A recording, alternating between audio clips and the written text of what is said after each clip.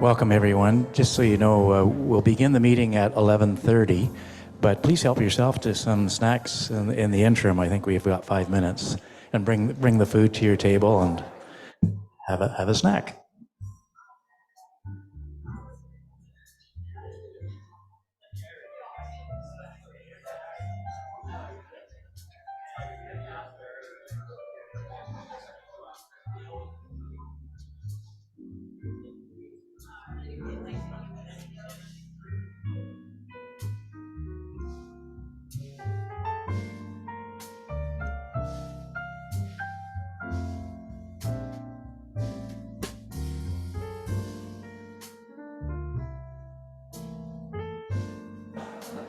Please, grab some food.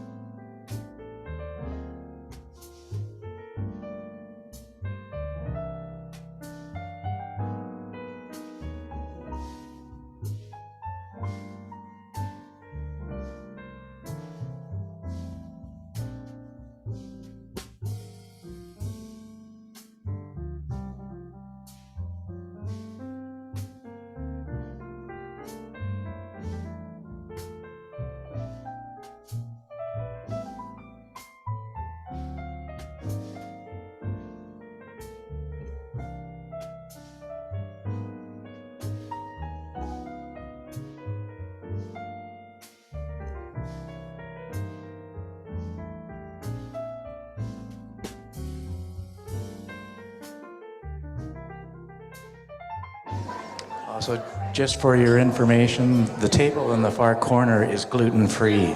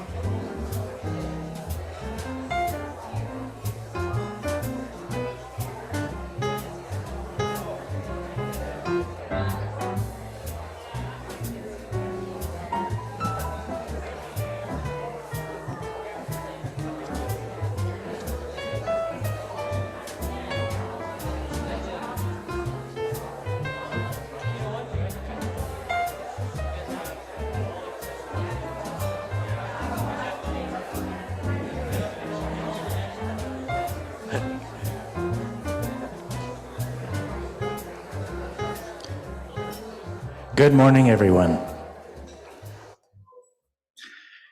My name is Dave Witt, and I'm Chair of the Board of Directors, and it's my pleasure to welcome you to the 77th Annual General Meeting of Sascu. Rather than doing a land acknowledgement, we've organized a formal Indigenous welcome and are grateful to have Kenneth Thomas, a teacher and storyteller, to welcome us to this wonderful land. Kenneth attended our staff's town hall meeting last September, where he shared some amazing Indigenous stories, and I've heard great feedback about his storytelling and his presence.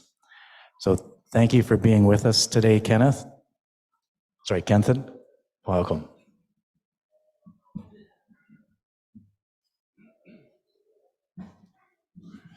Waikukwai everyone.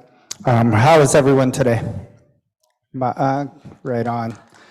All right. Usually my uncle Louis Thomas, or my father, Jerry Thomas, or one of the elders do the welcoming. I usually just do the storytelling and all of the performing and all of the high energy things. So it's a new thing for me to do a welcoming, but I'm very honored and humbled to do this for you today and set you guys off in a good and kind way. Because that's what we believe our welcomings are all about, is just setting off things in a good and kind way. So I'm just going to acknowledge that we are here on the traditional territories of our ancestors, here on the unceded territory of the Secwepemc.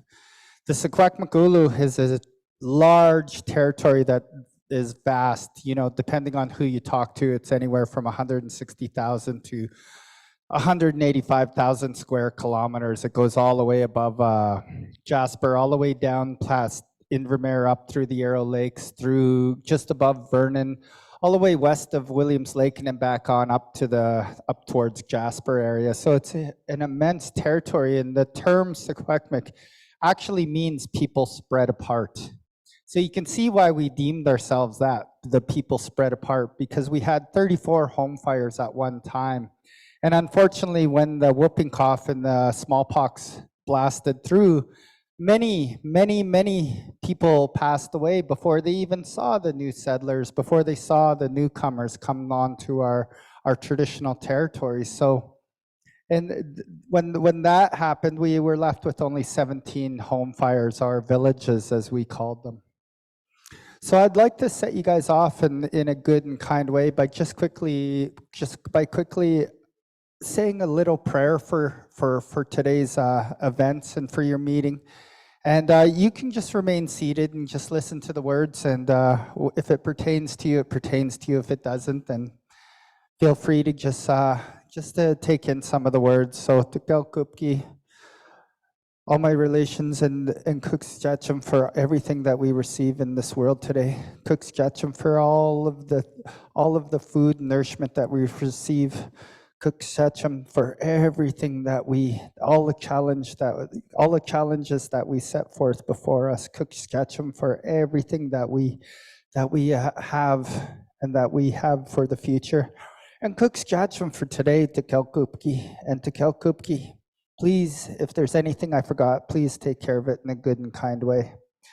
So all my relations.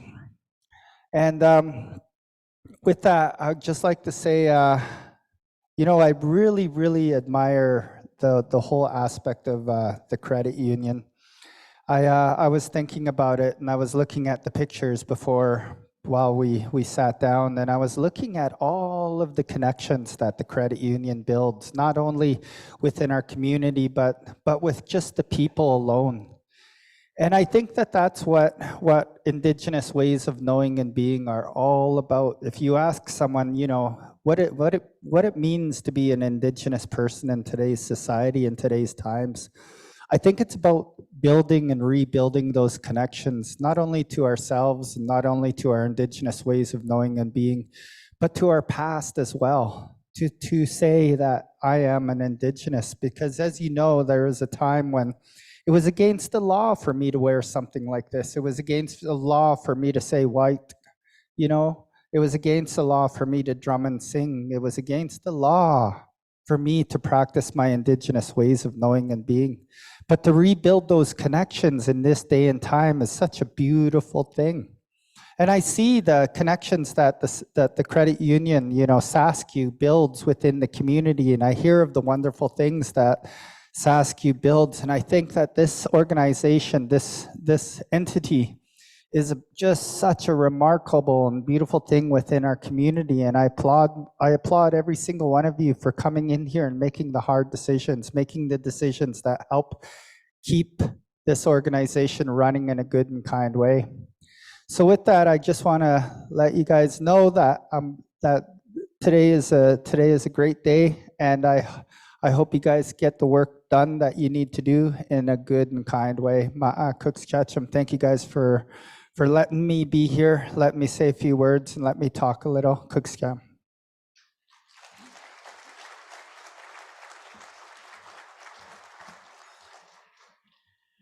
Kind words indeed, Cooksham. Thank you, Kenthan. It's a noteworthy AGM. It's only the second time that we're conducting the meeting both in person and digitally using Zoom. Many credit unions have reverted back to in-person only meetings, but it's our hope that the technology will encourage greater participation in our AGM. I'd like to acknowledge our membership. Thank you for your attending, and there's special guests that represent a lot of the community organizations that Sascu supports, and also some special invited guests, including some past board chairs, Dave King and Glenn Hill, I see. And I'd also like to acknowledge Angie Spencer, partners with BDO, and our president and CEO, Barry Delaney, as well as our current board members. So you see us up there. So we have Constance Liddell, Don Dunlop, Joan Ragsdale, John Schlosser, Kelly Bennett, June Stewart, and Curtis Slingerland. Those who are, I know some of our directors are present virtually, but those who are here, could I just get you to stand so our members can see who you are? Right. And we also have two new directors, but we will formally welcome them a little later in the program. I also understand we have a couple of honorable online guests from our regulatory body, BCFSA. Welcome to Tony Leung and Amanda Tran online. We now move to the registrar's report. And Jamie DeMade is our registrar for today's meeting, and I'll ask her now to share the number of members and guests attending to determine if our quorum has been satisfied. Hear me okay? There we go. Hello. We have a total of 78 in attendance today.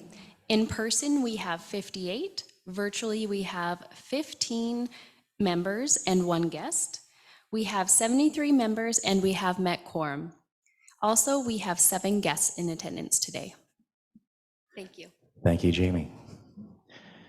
So given that we sent out the notice for this meeting in compliance with our rules, and we've included the consolidated financials and published the details of the agenda and meeting details, and further have satisfied our quorum, all according to the rules, I now call this meeting to order.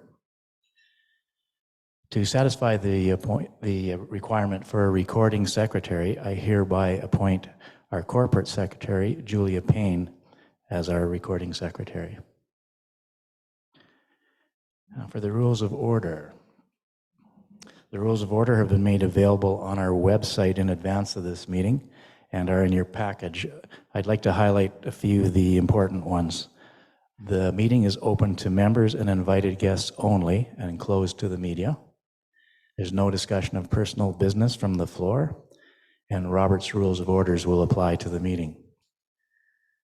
Now, in order to adopt these rules, may I have a mover and seconder for this motion to accept the rules of order for May 2nd, 2023 Sascu Annual General Meeting?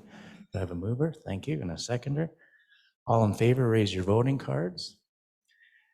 And members online, please indicate your approval.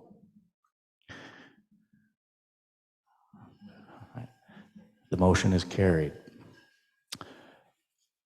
approval of the agenda. The agenda was made available on our website in advance of this meeting and is also on the screen. And could I have a mover and a seconder for the motion to adopt the agenda as published? Moved and seconded. All in favor? Thank you. Carried. Okay. Approval of the minutes for last meeting. The minutes of our last annual meeting were made available on our website in advance of the meeting and are also available on your tables. And so at this point, could I call for a motion to accept the minutes of the Sascu 2022 annual general meeting, last year's meeting minutes? I see a mover, seconder. Seconder, thank you. All those in favor, in person and online? The motion is carried. So having reviewed those minutes, I can confirm that there's no business arising, which takes us to number 9, report of the directors. And I have the pleasure to deliver this on behalf of the board. As I mentioned in the annual report, the global scene is made for a very challenging year. And despite these complications, I'm proud to report that Sascu has achieved strong financial results. You'll hear more about that later. We've supported members impacted by residual pandemic effects. We supported them from the effects of interest rate shocks and introduced some new services for members. We've initiated digital efficiencies for staff and accomplished several objectives of our strategic plan. The profits earned by Sascu allowed us to give back $375,000 in community support through donations, sponsorships, and scholarships. We're also able to complete the installation of Sascu's 75th birthday legacy sculpture, People Helping People, at Sicamous Beach Park. If you've not yet seen it, take a trip out there. It's pretty awesome. I would like to thank our directors for their service and the management and staff for their leadership and contribution. In particular, I wish to recognize 2 retiring directors. First of all, Kelly Bennett, who has decided to devote her work energies to her new position as Chief Administrative Officer of the District of Sicamous. Kelly, we will miss your insightful and spirited input to board discussion. Your service as chair of the Community Relations and Sponsorship Committee, as well as participation in 3 other committees during your 3-year term, was greatly valued. Your work on the 75th Legacy Project and your considerate input to programs in support of staff wellness and engagement is especially noteworthy. We wish you the best in your new position, and we hope you'll consider lending your talents to the Sascu board at some future date. Our second retiring director is Dave King, who is hanging up his director hat after 9 years of service to the board. Mr. King brought his extensive experience of 43 years in the financial world, 21 of those in terms of management of credit unions. And to Sascu's board, he brought all this experience, and it showed. A little fun fact that I recently found out is that Mr. King developed the system still used by credit unions today to identify money laundering. Over the 9 years, Dave chaired 4 of our 5 committees and served as board chair for the last 4 years. Mr. King, your leadership experience and insights led the company through some very challenging years and resulted in increased supports for members and staff. We'll miss you, and we'll wish you all the best as you take on new roles of leadership and hopefully a little more time for family and recreation. I'd like to call Kelly and Dave up here for a moment. We have a little something for you.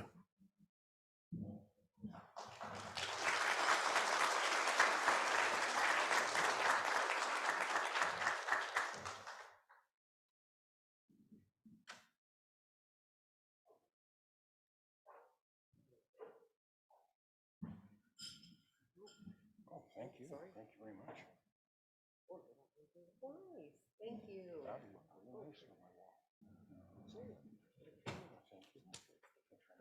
Thanks, Barry.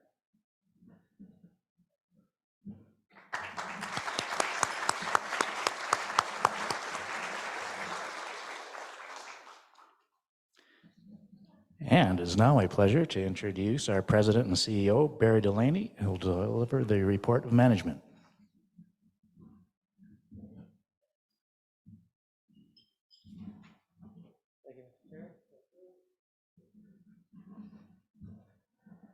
Thank you. Welcome. It's great to see a big turnout at our annual general meeting, our 77th. Great to see some directors who have retired. Great to see people in the community.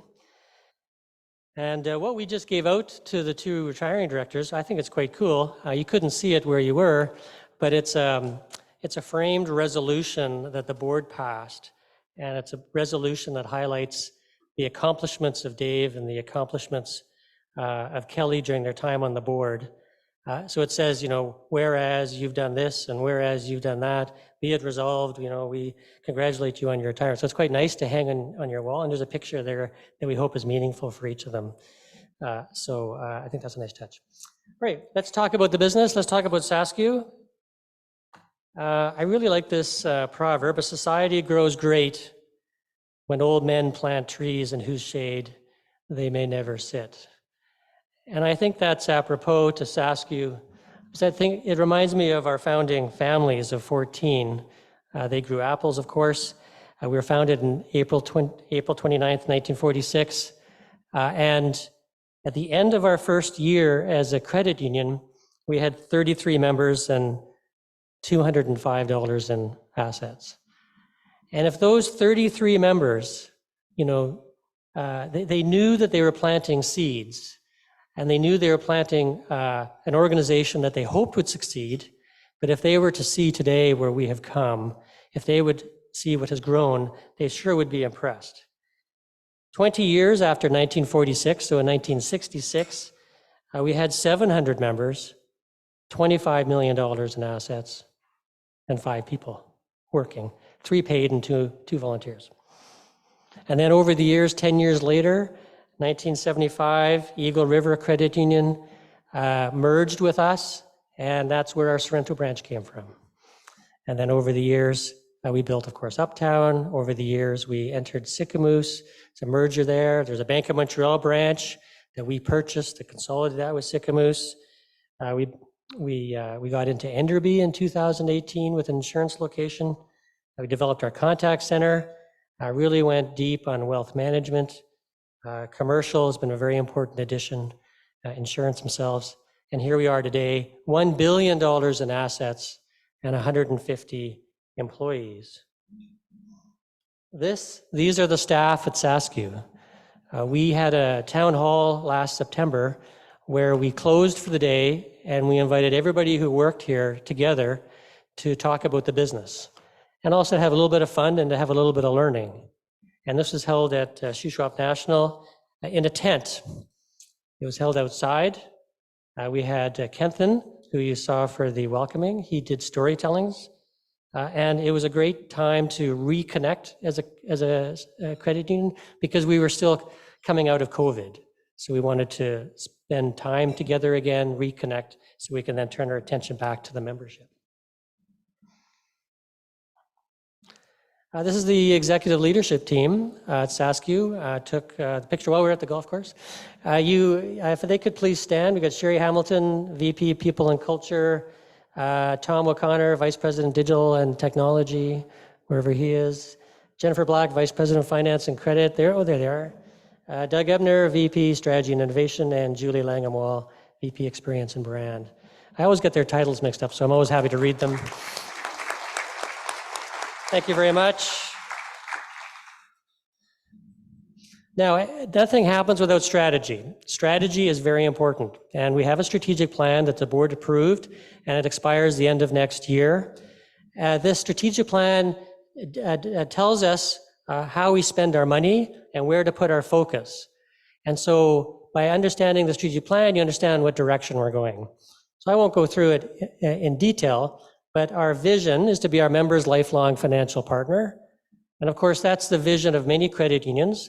That vision doesn't necessarily set us apart, but it is what we do, right? Whether you're opening up your first account at the age of 9, or whether you're a parent doing an RESP for your newborn, or getting ready for retirement or buying a house, we want to be there the whole way. We have 3 areas of strategic focus, and they are focusing on the members, focusing on digital development, and focusing on our communities. Now, the members, of course, are at the center of the room and is at the center of our conversation. So we have 2 strategies under our membership focus, is how do we provide better and more advice to our membership in a way that's compelling and convenient? How do we grow? How do we grow our membership so that we can continue to thrive as an organization? We have 2 strategies under digital. We are trying to and working hard to improve our members' digital experience, but also working to improve our employees' digital experience. And then in our communities, we have a strategy around people and culture and a strategy around healthy communities. Almost everything we do relates back to something under our strategic plan. So how was 2022? Well, it was challenging. There was a lot going on in 2022 that made operating a financial institution complex. Consolidation. Well, if you work in our industry, you'll know that there were many credit union mergers over the last 2 years. The credit union down in Kelowna, called Interior Savings, merged successfully with a small credit union in Prince George called Spruce Grove. They also merged with North Peace, which is up in Fort St. John. There's a credit union down in Burnaby called Gulf and Fraser. They're pretty big.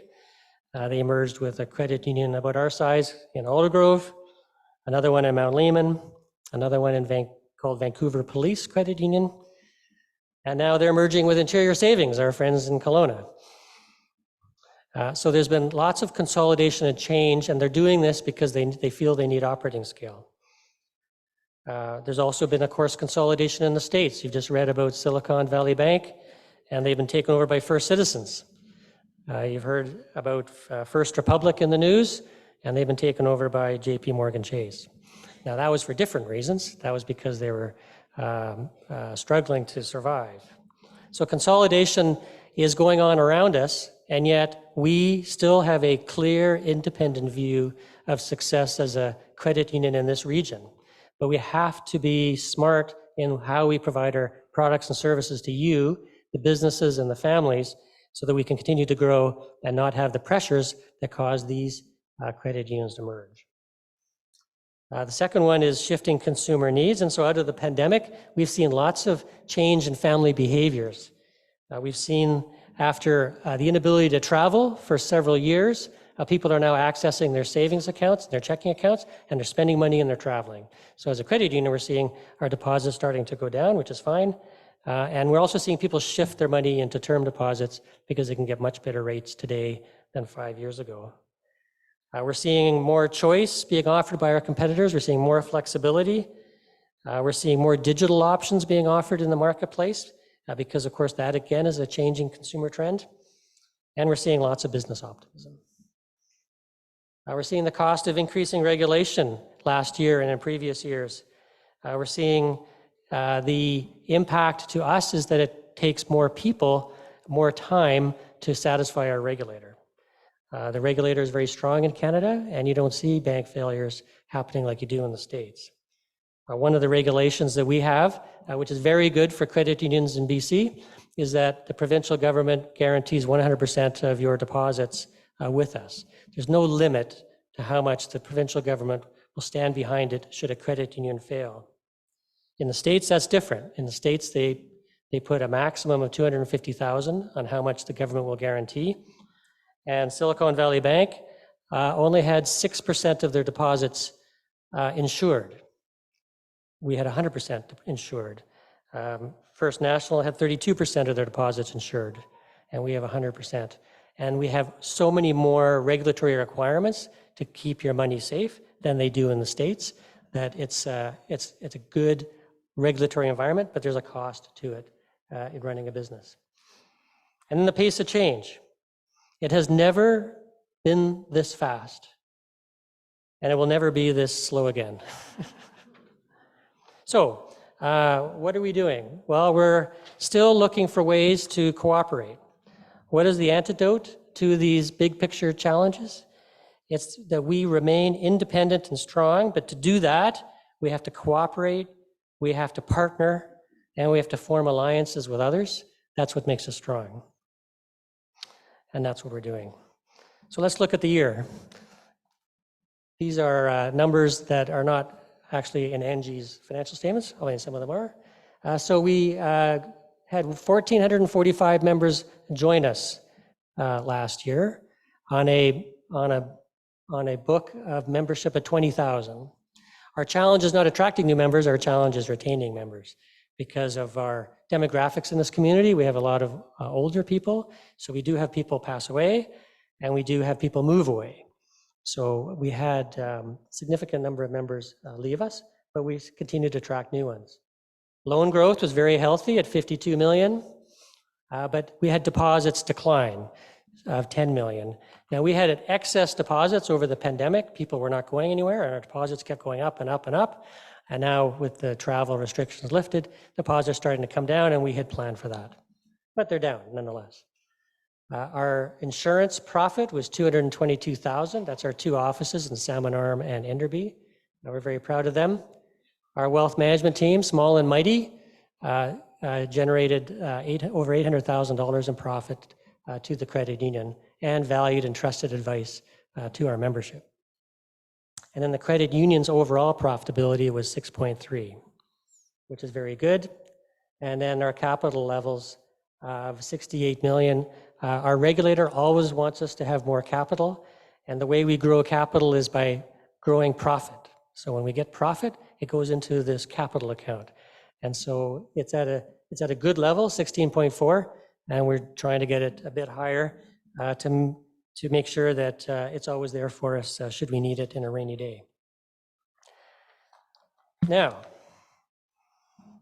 here's our profitability since 2018. And you can see that it's grown every year except 2022. It actually declined a little bit from 6.7 million to 6.27 million. So during the year, we took a write-down of $1.5 million on our Enderby insurance business. So Enderby, the insurance business there, we purchased that business in 2018. And every year we take a look at how much that business and all our businesses are worth based on the assets they have, based on the ICBC license they have, and then does the goodwill make sense to the income levels. And so we know also that the insurance industry has had lots of challenges. We know that on the home and business insurance side, we've seen large premium increases to your policies, and that's largely because the insurance companies themselves have had lots of losses due to wildfires and flooding. We've seen ICBC start to offer their products online, creating more convenience for our membership, but these things together have caused some lower profitability, particularly for that office. So we recommended to BDO, our external auditor, for a reduction of 1.5 million, and that's a one-time impact to our profitability, but it right sizes it for the business it is. Now the question might be, did we make a poor decision buying our Enderby office? That seems like a reasonable question, and the answer is no. That office is profitable. It has 10 people working there that's servicing a book of business that's both ICBC clients, home and business insurance clients, and particularly the business segment is quite valuable to us as it gives us an inroads into businesses in that part of our community that we don't have. It's also growing, and it also gives us an opportunity to cross-sell Sascu retail banking products into the Enderby community. It's sort of like an annuity. It's making money every year, and we take that profit back, reinvest it into the business, and then into ourselves. However, we had that unusual write-down of 1.5 million. We're doing lots on the digital side. It's part of our strategy. We're doing lots, just a couple of things, like the tax-free savings account has now been digitized. We're introducing lots of digitized processes to make things easier for our members and our staff. You can now go on once you log into your online banking, you can book an appointment online with our advisors. We're doing lots to be convenient for you, but also to be more relevant. We have a new website, and we also have just released an update to our mobile app to again make it easier for you to bank with us. I always like to highlight our youth council. This youth council is a group of employees that we pull together. They meet quarterly, and we run business ideas past them to get their ideas, so that we don't have an executive team of 50+ years old people making decisions for people that are under the age of 35. So youth at Sascu is defined as under the age of 35. And so that's how old these people are, or they're less than that. So we have Daniel, Katiana, Petula, Taylor, Amy, Brandon, and Isabella on that council, and it's great that we have them. It's part of our youth strategy. And we do more. We do lots in the community, as you know, and we're going to acknowledge and thank and recognize some community involvement later in our meeting. We have, in terms of, well, you can see them there, right? We do lots on the sports side, lots on the community prosperity side, and we're going to speak specifically about endowments later in the agenda. And finally, just to finish on a note that I always enjoy, and this is the 5th year we've given away a car to a deserving family. I love the fact we partner with these successful businesses in our community. Fix Auto, who fixes up the auto body of the used car. Cal Tire, who provides summer and winter tires.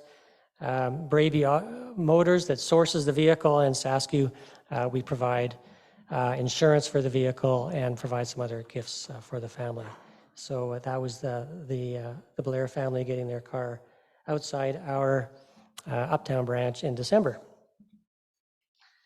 So that, Mr. Chair, concludes my report. I would like to introduce Jennifer Black, our Vice President of Finance and Credit. She's going to give you a little bit more on the numbers, because I know you are interested in that topic.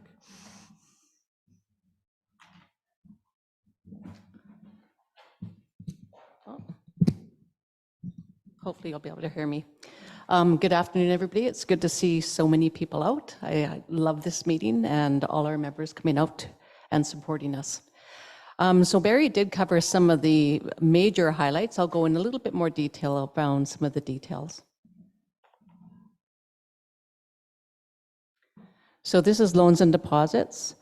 Before I start, actually, I'll just go back and give a little bit of history. So many of you would have felt going through the pandemic what a struggle it was. And in 2022, I think like most people, I thought the pandemic was over and life would continue as it did before. Unfortunately, that was not the case. The challenges that we are now facing include things like the Russian-Ukraine war, labor shortages, which many of us are feeling. We see that at Sascu, and rising inflation. But despite these challenges, Sascu actually had a very profitable year in 2022. I'm pleased to report that we did very well. At Sascu, we actually refer to our 4 lines of business within Sascu. It's our retail and commercial banking, our wealth management, our insurance services. And each of these lines of business contribute in a different way to Sascu's success. In loans here, in blue, our retail and commercial banking lines, they're the majority of where we make our profit from. So we make money off of members that pay interest, and we pay members interest on their deposit accounts. And the difference between that is the income.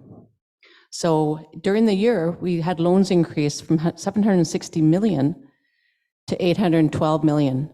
That's strong growth of 7%. So that's above average. So usually we go around 5%, we say is a good average year, but 7% is actually a very healthy year. It occurred in both our commercial and our retail side. When we look at deposits, as Barry referenced, deposits actually declined. They went from 954 million to 944 million. So was this decline expected? Yes, it was. During the pandemic, we had a run-up of deposits, approximately 30%. This was something that was experienced by all financial institutions across Canada. So yes, we did expect that once the economy started to open up, that yes, we would see those deposits decline. The other shift that we've seen happen is during last year, starting in June, we had a shift where members took advantage of the high interest rates, moving their checking and savings accounts or funds in their checking and savings over the term deposits. So they were able to take advantage of those high interest rates.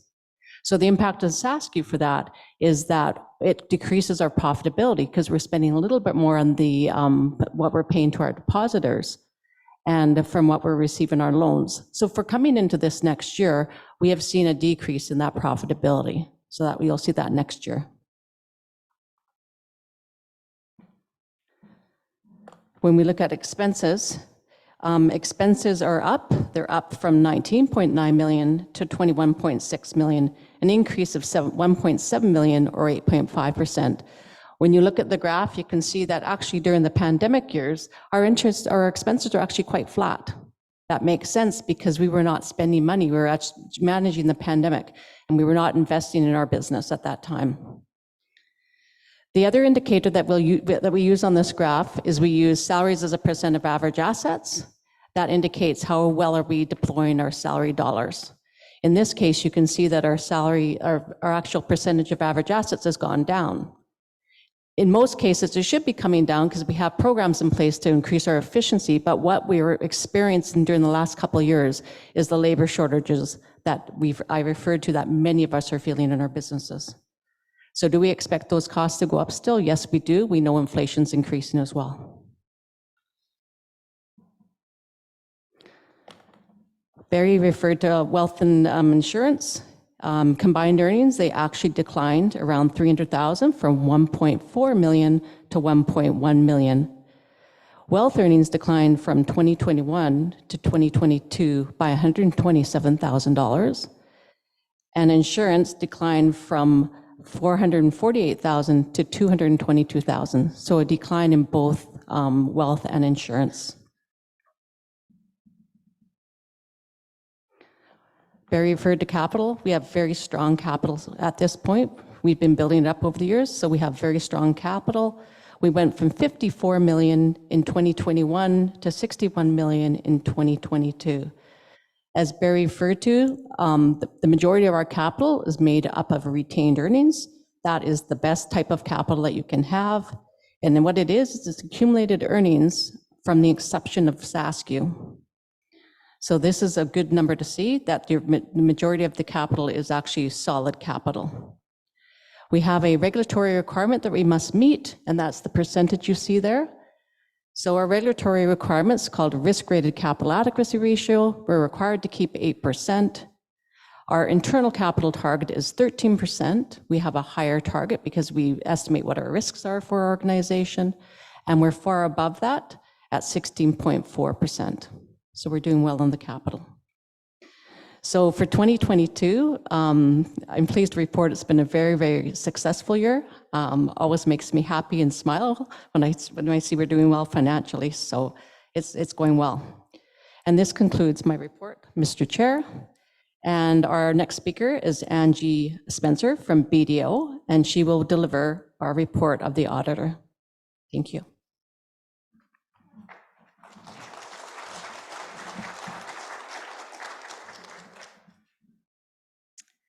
Good afternoon, everyone. Thank you so much for having me, to all the board members and members of Sascu and the Sascu team.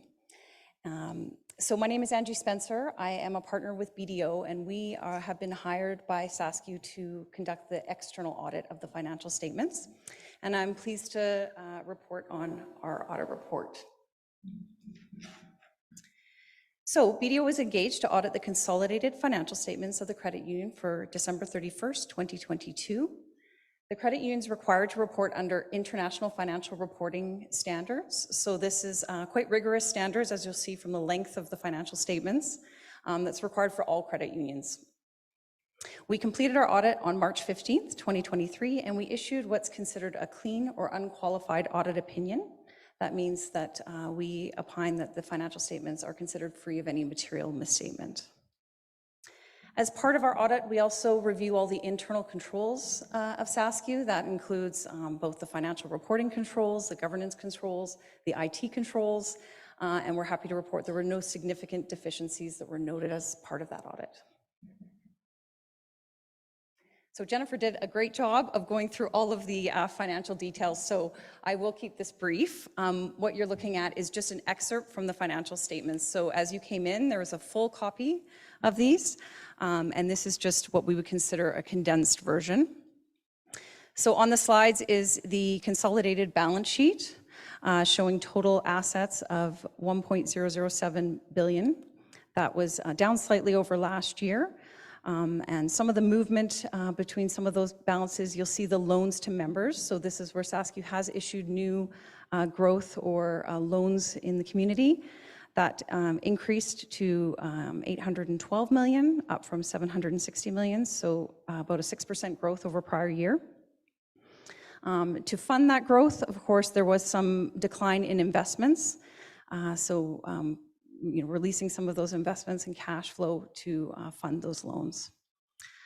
In addition, some of the other highlights, goodwill intangibles, as Barry already went through in detail, related to the Shuswap insurance in Enderby. That was the $1.5 million decline you'll see there in the goodwill. Member deposits, as you can see, did decline as noted and expected. And members' equity and shares increased over the prior year due to new memberships and surplus during the year. So now I'm moving on to the statement of comprehensive income. So this is the summary of all of the revenues and expenditures for Sascu for the year ended December 31st, 2022. So as Jennifer noted, financial income was up substantially. So financial income is derived from interest that's charged on those member loans. So with the increased interest rates during the year and the increased loans issued to the public, that top line did increase quite a bit. In terms of financial expense, this is the interest that's paid out to members on their deposits. That also increased during the year, largely due to the increased interest rates that was offset, of course, by declining membership deposits. So total financial margin came in at $21.8 million, up from $18.9 million in the prior year. Other income and expenses at $5.9 million. This includes all the sales commissions, et cetera, from Sascu Wealth and Sascu Insurance, and also included in that balance is the $1.5 million write-down on insurance this year. Overall operating expenditures came in at $21.5 million. That was up from $19.8 million in the prior year. Most notably, community support came in at $387,000, and employee benefits raised from $11.3 million up to $11.6 million. Included in other expenditures is largely, general and administrative costs. After income taxes and unrealized losses recognized on investments, the total comprehensive income for the year was $3.9 million. So in addition to the financial statement audit, we were also engaged to provide an audit over the capital adequacy return. So as Sascu is regulated by the BC Financial Services Authority, it requires Sascu to demonstrate that they are within approved guidelines for having adequate capital available. So this report is submitted annually to BC FSA, and we audit that as part of our engagement. In the graph here, the capital adequacy ratio guidance is based on the percentage of risk-weighted assets held in relation to debt, and it's to safeguard financial institutions against excessive leveraging. The regulatory requirement is a minimum of 8% capital, and with the recommended being over 10%. So anything under 10% would put you on a watch list. As you can see, though, Sascu has a very healthy capital adequacy ratio of 16.38 this year. So that's all I had on the financial statement audit and our opinion. I'd be happy to answer any questions there might be on the audit itself or the financial statements.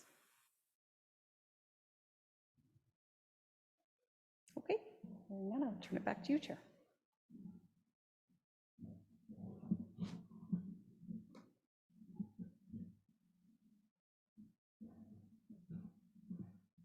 Thank you, Angie. You see on the screen a motion to approve the auditor's report for December 31st, 2022, presented at this meeting, May 2nd, 2023, Sascu AGM. Could I have a mover, please? A mover and a seconder. All those in favor, in present and online? Any opposed? Motion is carried. It's time now for a report from other committees. And first of all, I'd like to introduce the chair of our Community Relations and Sponsorship Committee, Kelly Bennett, to give you an update on that committee's work.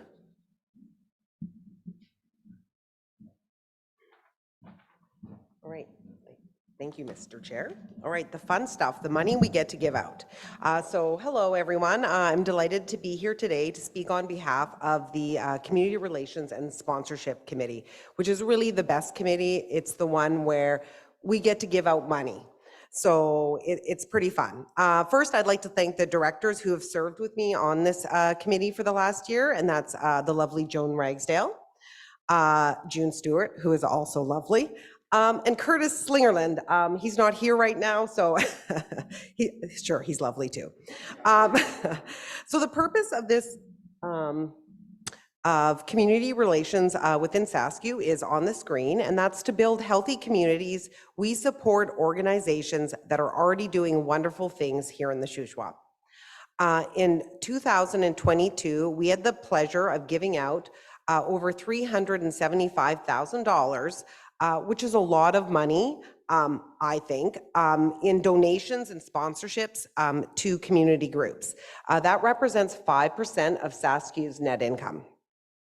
The work that these organizations do is truly impressive.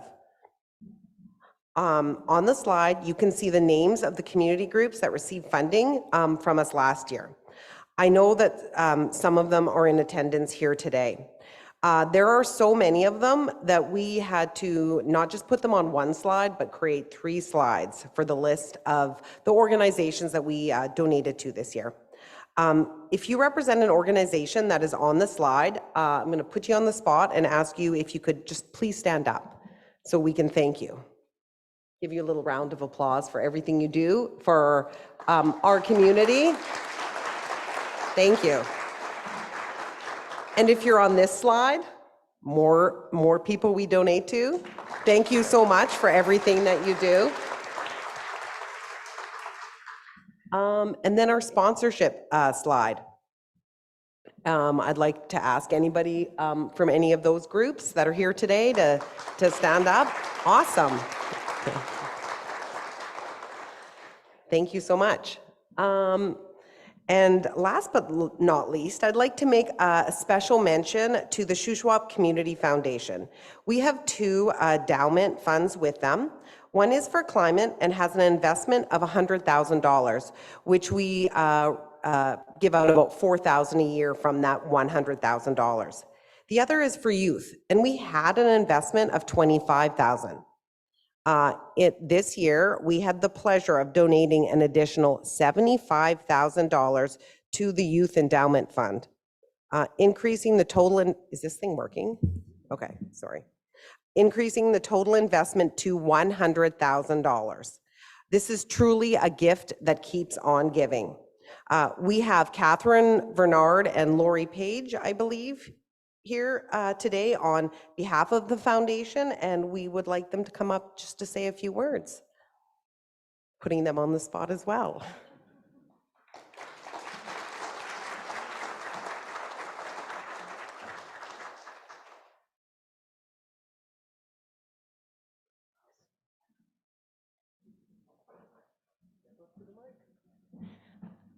Good morning, everyone. Thank you so much for letting us chat at you for 2 seconds. My name is Catherine Bernard, the lovely Lori Page beside me, and we are both board members on the Shuswap Community Foundation. So Lori would specifically like to speak to you. I would. I work with the Youth Philanthropic Advisory Council, and as one of their co-chairs. And in our organization, youth is up to age 21. We're not talking about the 35-year-olds here. These are young people getting started, and we value their expertise. And so this is a group that advises us with this endowment fund, for example. How should we spend that money? What do you think of these applications that we got? And they give us the best advice. It is just kind of amazing. So I just wanted to tell you that you have not only given money that's going to be granted out to organizations that are doing really good work with youth and young people in our communities, but you have empowered a group of people that are just learning about philanthropy and about how to make the world a better place and what to look for when they're granting out money. This brings tears to my eyes, but I want you to know that this is just such a thing of the heart, you know, to support youth in this way. It doubles the impact when we can also have them involved in the philanthropic aspect. And I read your report. Catherine said 2 seconds, so I gotta be real quick now. But I consider us your younger cousins or something. So much of what you do here at Sascu, we are aligned with in our work at Shuswap Community Foundation. So thank you for being our older cousins in this work.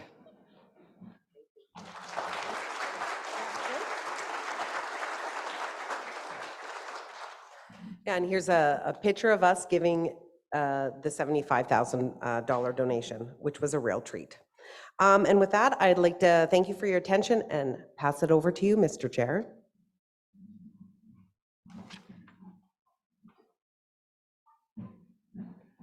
Thank you, Kelly.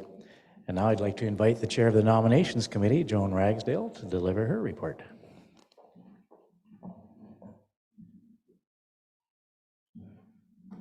Thanks, Dave. So Kelly got to talk about that really amazing opportunity when we give back to the community. And as chair of the nominating committee, I get to give you a little bit of an insight on a group of folks, the board of directors, that spends many hours working on your behalf. So I chair this committee, and I'd like to thank those directors who work alongside me. I see Dawn Dunlop over there and June Stewart there, and I'm pretty sure Curtis Slingerland has joined us virtually. So it's great to have a great committee. And this year we had 2 directors that decided to step down. And just a huge thank you both to Dave and to Kelly for all your years and hours of service on the board. Much, much appreciated. And this year we had an election. This is a really exciting result for Sascu, because if we're having elections, it means our board is healthy. And we had 4 candidates running for 3 positions.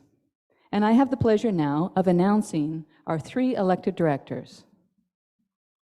So first, Ken, do you want to stand up now, maybe, as I say really good things about you?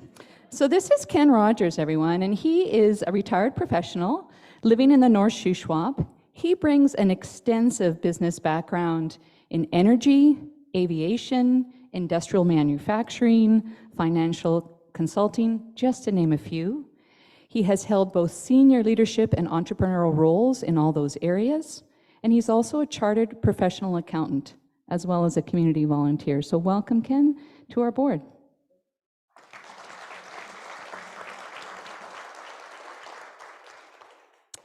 Next, Tanja, would you like to stand up? So Tanja is well known in the Shuswap, and we're so excited to have her join our Sascu board. Tanya lives here in Salmon Arm, and she has over 20 years of business and community economic development background with her work with Community Futures. She has extensive community knowledge, and she has a passion for policy development. Not everybody has that passion, so that's pretty exciting for us, and I know we're going to benefit from her energy, skills, and insights. So welcome, Tanja.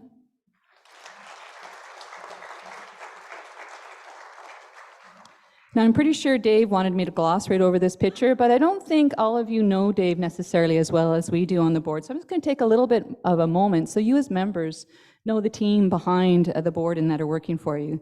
So Dave has been on the board since 2017. I think I got that right, Dave.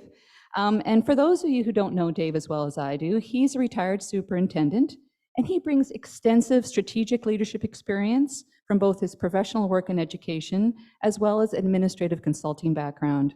He has served on every committee of the Sascu board, I think. Is that right, Dave?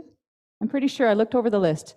So he has an extensive understanding of what's happening in Sascu, and he's currently the board chair. Dave's professional, community, and board experience are significant strength to us at the board table. He has a lovely curiosity and interest in improving the digital member experience, which we all benefit from. So thank you so much for putting your name forward again, Dave, and welcome back.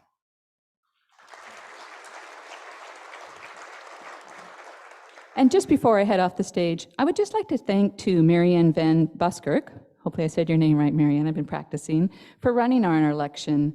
We really know and appreciate the time, commitment, and courage it takes to put your name up on those election ballots. And this type of commitment we need at Sascu to ensure we continue to have a strong and vibrant board. So I hope you'll consider running again, Marianne, and thanks again for putting your name forward. It's great to have you here today. And to our new directors, well, this is just a heads up. Your duties now commence at the adjournment of our AGM, so welcome aboard.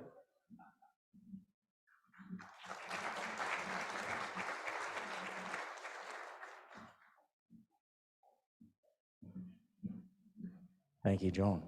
So our electoral process is audited, and as part of that whole process, we need to have a motion that the ballots, tallies, reports, and other material related to the election of directors be destroyed after 30 days. Could I have a mover and a seconder, please? So moved. All those in favor in the room and online? That is carried. Item 16 on the agenda, unfinished business. Having reviewed the minutes, I can confirm that there is no business arising, which takes us to the approval of the external auditor. So every 5 years, the board and management conduct an extensive review process for our external auditor requirements. The last review was completed in 2018. BDO has served us exceptionally well for more than 30 years. And every 5 years, we compared them to other firms and conducted rigorous reviews and reappointed them. This time around, despite their exceptional professionalism and quality of work, we felt that it would be prudent to get a fresh set of eyes on our books. So this time, the board felt that an organization called MNP was the best firm to meet our needs. We are therefore recommending to our membership to appoint MNP as our auditors for 2023 and have the remuneration set by the board. So could I have a motion that MNP be appointed auditors for Sascu and its subsidiaries for the 2023 year, and the board will set the remuneration amount? Mover, please. Seconder? Okay. All those in favor in the room and online? Opposed? The motion is carried. Okay, that takes us to questions and answers. We're at that point where if there's any business comments or questions from the floor, we'll start. We have one that was submitted previous to the meeting, and I believe Isabella Cervantes is going to be reading that question. So we'll start with that question, and we'll take others from the floor. Isabella? Hello. So we had this question come in via email, and it asks, has Sascu measured its carbon footprint both in terms of its operations, but more importantly in terms of the loans and investments it supports directly or via other suppliers like investment funds? There's a second part to this. If not, would it consider creating this baseline measurement urgently? And if Sascu already has this baseline measurement, do we have goals to lower the footprint? Wow, excellent question. I'm going to turn that over to Barry because SB's not here, right?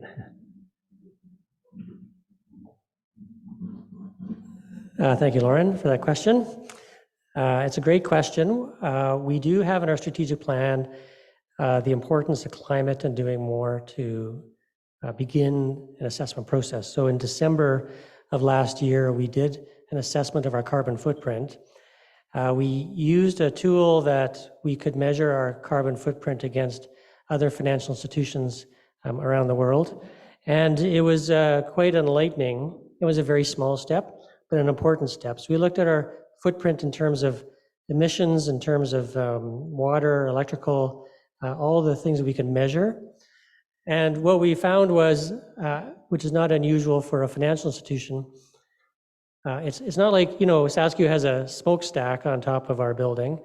It's more about how we operate our business and the impact we have. And what we learned was the single biggest impact to carbon emissions was the transportation toll that our 150 employees have an impact on when they drive to work and they drive home. Now, it's not like if Sascu didn't exist, that would go away, because those people would be driving to other places to work. So there's things, that was a bit of a surprise to me. It was our single largest carbon impact, double the next category of impact. And so it's caused us to start talking about what do we do to reduce those emissions. If we were in Vancouver, maybe we could give, free SkyTrain passes to our staff to encourage SkyTrain usage, or bus passes, or carpooling, or certainly we can do carpooling here and bike to work here when the weather's good, but it's caused a whole new conversation to take place. So that was our first step. So we have more work to do. The second part of your question is actually quite challenging. So this is the impact we have on the loans that we give out to businesses, and the businesses' impact to the environment. So we give loans, for example, to gas stations who help put fuel in the car, right? That then causes more carbon impact. We give loans to companies that run gravel pits. We give loans to all sorts of car rental companies. So we have not measured that impact, and we're currently exploring how does one go about doing that. But we do want to continue our work and continue our journey on this. But that is on our radar, but we're still unsure how best to tackle that piece of the puzzle.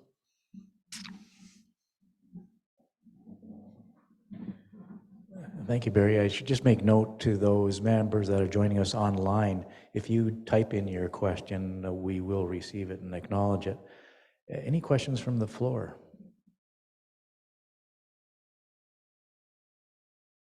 Yes. Perhaps if you went to the microphone there, then we can all hear the question. That would be helpful.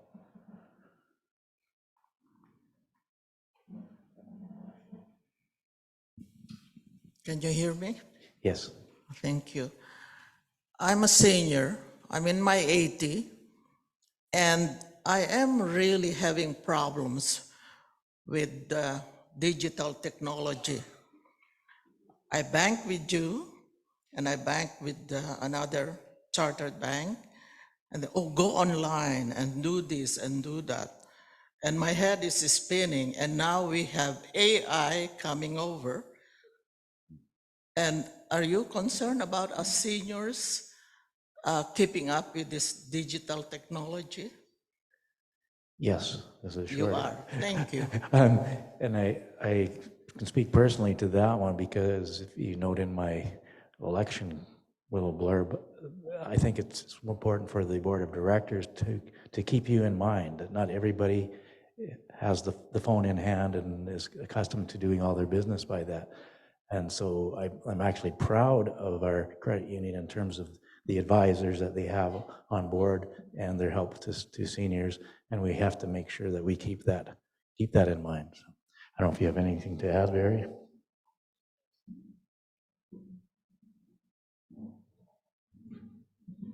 Yeah, well, thank you for the question. I mean, we're built on serving the senior demographic at Sascu. Just the number of seniors that we have is quite substantial within our business.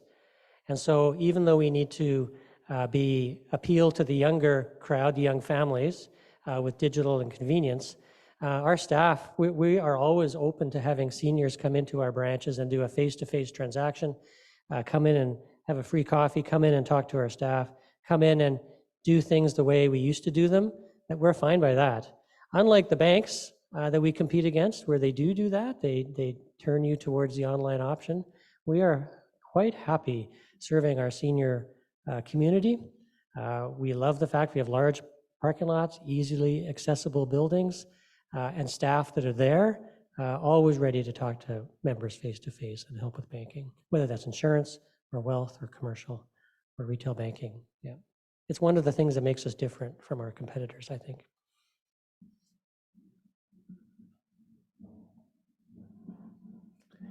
Any more questions? Mr. King. I would just like to formally thank the services of BDO and Andy Spencer for the years of service.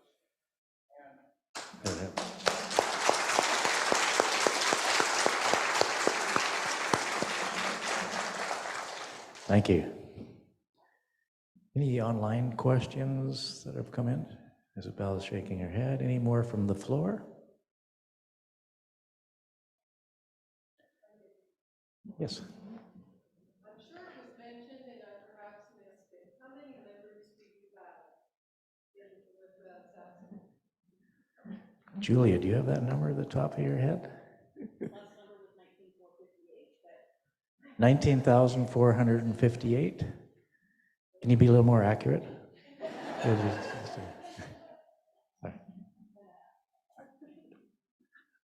Any other questions? In that case, Aaron Stagg will now draw the winners of 2 in-person door prizes, one for members and one for guests, and 1 virtual door prize will be randomly drawn, and Julia Payne will contact that individual by email. So, first winner. Okay, so first winner for our guests is Kim Churchill. Kim Churchill. Yeah. I'll bring it over to you. Great. And out of our members, we've got Joyce Jack. Am I saying that correctly? Oh, wonderful. Great. I'll bring over your prizes to you. Yeah. And how are we doing the online one? Do we have a winner for that?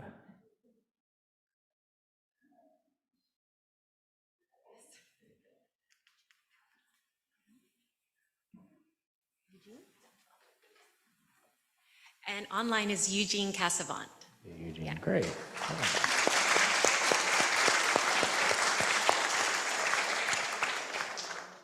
So just before we adjourn, a reminder to please take advantage of the light refreshments. Take some for the road and enjoy. And a reminder to our board members that your work begins at 1 o'clock, which is 20 minutes. We are meeting in a room upstairs. And now that the agenda is completed, this meeting is adjourned.